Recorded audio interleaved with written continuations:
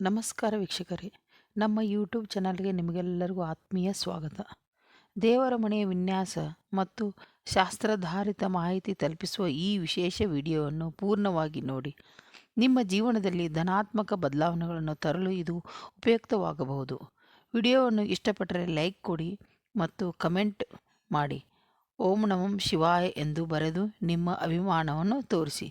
ದೇವರ ಮನೆಯಲ್ಲಿ ಕೆಲವು ವಸ್ತುಗಳನ್ನು ಇಡಬೇಕಾದರೆ ಕೆಲವು ಇಡಬಾರದು ಎಂದು ಶಾಸ್ತ್ರಗಳು ತಿಳಿಸಿವೆ. ಇವುಗಳನ್ನು ಪಾಲನೆ ಮಾಡಿದರೆ ಒಳ್ಳೆಯದು, ಇಲ್ಲವಾದರೆ ಕಷ್ಟಗಳು ಉಂಟಾಗಬಹುದು. ದೇವರ ಮನೆಯಲ್ಲಿ ಇಡಬೇಕಾದ ವಸ್ತುಗಳು: 1. ಮಣ್ಣಿನ ದೀಪ. ಹಳೆಯ ಕಾಲದಲ್ಲಿ ಮಣ್ಣಿನ ದೀಪವನ್ನು ಹಚ್ಚುವ ಪದ್ಧತಿ ಪ್ರಚಲಿತವಾಗಿತ್ತು. ಇದು ಭೂತಾಯಿಯ ಅಂಶವನ್ನು ಪ್ರತಿನಿಧಿಸುತ್ತದೆ. ಮಣ್ಣಿನ ದೀಪ ಹಚ್ಚುವುದರಿಂದ ಮನೆಯಲ್ಲಿ ಧನಾತ್ಮಕ ಶಕ್ತಿ ಹೆಚ್ಚುತ್ತದೆ, ಕಷ್ಟಗಳು ತಕ್ಷಣ ಕಡಿಮೆ ಆಗುತ್ತವೆ ಮತ್ತು ದೇವರ ಆಶೀರ್ವಾದ ಬೇಗನೆ ಸಿಗುತ್ತದೆ. 2. ಸ್ವಸ್ತಿಕ್ ಚಿಹ್ನೆ. ಸ್ವಸ್ತಿಕ್ ಚಿಹ್ನೆ ಶುಭದ ಸಂಕೇತ. ಇದನ್ನು ದೇವರ ಮನೆಯಲ್ಲಿ ಬರೆಯುವುದರಿಂದ ಮನೆಯಲ್ಲಿ ಸದಾ ಧನಾತ್ಮಕ ಶಕ್ತಿ ನೆಲೆಸಿರುತ್ತದೆ, ನಕಾರಾತ್ಮಕ ಶಕ್ತಿಗಳು ದೂರವಾಗುತ್ತವೆ. 3. ಕಳಸ. ಕಳಸವು ಲಕ್ಷ್ಮೀ ದೇವಿಯ ಪ್ರತೀಕವಾಗಿದೆ. ದೇವರ ಮನೆಯಲ್ಲಿ ಕಳಸ ಇಟ್ಟರೆ ಆ ಮನೆಯಲ್ಲಿ ಧನ ಸಂಪತ್ತು ಮತ್ತು ಶುಭದ ಐಶ್ವರ್ಯ ಪ್ರಾಪ್ತಿಯಾಗುತ್ತದೆ.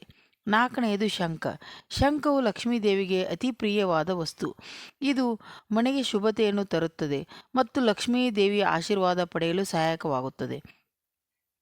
ದೇವರ ಮನೆಯಲ್ಲಿ ಇಡಬಾರದ ಅಂಥ ವಸ್ತುಗಳು ಯಾವುವು ಅಂದರೆ: 1. ಅಸಮಯ ಸಂಖ್ಯೆಯ ಗಣೇಶನ ವಿಗ್ರಹಗಳು, ಫೋಟೋಗಳು. ಮನೆಯಲ್ಲಿ ಗಣೇಶನ ವಿಗ್ರಹ ಅಥವಾ ಚಿತ್ರಗಳನ್ನು ಜೋಡಿಸಿದಂತೆ 2, 4 ಅಥವಾ 6 ಸಂಖ್ಯೆಯಲ್ಲಿ ಇಡಬೇಕು. 1, 3 ಅಥವಾ 5 ವಿಗ್ರಹಗಳನ್ನು ಇಡಲು ಶಾಸ್ತ್ರಗಳು ತಡೆ ಹಿಡಿಯುತ್ತದೆ.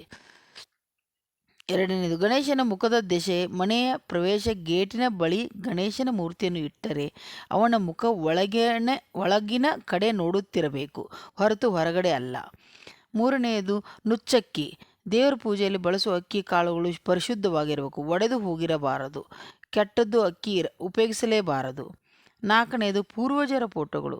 ದೇವರ ಕೋಣೆಯಲ್ಲಿ ಪೂರ್ವಜರ ಫೋಟೋಗಳನ್ನು ಇಡುವುದರಿಂದ ತಡೆ ಹಿಡಿಯಬೇಕು. ದೇವರ ಸ್ನಾನದಲ್ಲಿ ಮಾತ್ರ ದೇವರ ಚಿತ್ರಗಳು, ವಿಗ್ರಹಗಳು ಇರಬೇಕು. 5. ಶನೇಶ್ವರ ಮತ್ತು ಭೈರವನ ಚಿತ್ರಗಳು. ದೇವರ ಮನೆಯಲ್ಲಿ ಶನೇಶ್ವರ ಅಥವಾ ಭೈರವನ ಚಿತ್ರ ಪೂಜೆ ಮಾಡುವುದು ಶುಭಕರವಲ್ಲ. ಈ ಚಿತ್ರಗಳನ್ನು ದೇವರ ಕೋಣೆಯಿಂದ ದೂರ ಇಡಿ. 6. ನಿಂತಿರೋ ಲಕ್ಷ್ಮಿಯ ಫೋಟೋ, ಅಂದರೆ ಲಕ್ಷ್ಮೀ ದೇವಿ ನಿಂತಿರೋ ಚಿತ್ರವನ್ನು ದೇವರ ಮನೆಯಲ್ಲಿ ಇಡುವುದು ಶ್ರೇಯಸ್ಕರವಲ್ಲ. ಸದಾ ಕುಳಿತಿರೋ ಲಕ್ಷ್ಮಿಯ ಚಿತ್ರವನ್ನೇ ಪೂಜಿಸಬೇಕು. ಆಶೀರ್ವಾದ ಪಡೆಯಲು ಸರಳ ಉಪಾಯಗಳು: ಗಂಗಾಜಲ. ದೇವರ ಮನೆಯಲ್ಲಿ ಗಂಗಾಜಲವನ್ನು ಇಡುವುದು ಅತ್ಯಂತ ಶ್ರೇಯಸ್ಕರ. 2. ಕಮಲದ ಹೂವು ಅರ್ಪಣೆ. ಪ್ರತಿ ಶುಕ್ರವಾರ ಲಕ್ಷ್ಮೀ ದೇವಿಯ ಪೂಜೆಯಲ್ಲಿ 1 ಕಮಲದ ಹೂವನ್ನು ಅರ್ಪಿಸಿ. ಇದರಿಂದ ದೇವಿ ಲಕ್ಷ್ಮಿ ನಿಮ್ಮ ಮನೆಯಲ್ಲಿ ಶಾಶ್ವತವಾಗಿ ನೆಲೆಸುತ್ತಾಳೆ. ಈ ಸರಳ ಮಾಹಿತಿಯನ್ನು ಅನುಸರಿಸಿ ನಿಮ್ಮ ಜೀವನದಲ್ಲಿ ಧನಾತ್ಮಕ ಬದಲಾವಣೆಗಳನ್ನು ತರಲು ಸಾಧ್ಯ. ವಿಡಿಯೋವನ್ನು ಶೇರ್ ಮಾಡಿ ಇತರರಿಗೆ ಈ ಮಾಹಿತಿಯನ್ನು ತಲುಪಿಸಿ. ಧನ್ಯವಾದಗಳು.